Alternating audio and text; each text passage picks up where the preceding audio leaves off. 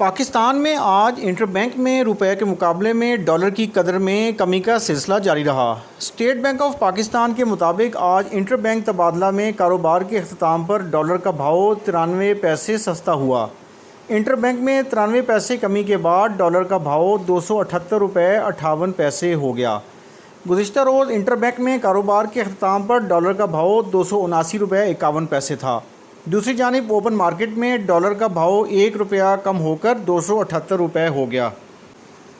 दूसरी तरफ मुल्क में आज सोने की फ़ी तोला कीमत में हज़ारों रुपये कमी हो गई।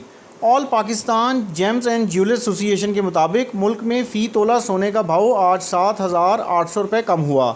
7,800 रुपये कमी के बाद मुल्क में सोने की फ़ी तोला कीमत 1,97,200 रुपये हो गई।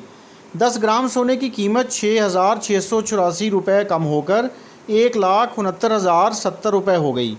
दूसरी जानिब आलमी बाज़ार में सोने की कीमत $13 इजाफे से $1,885 फ़ी औंस हो गई।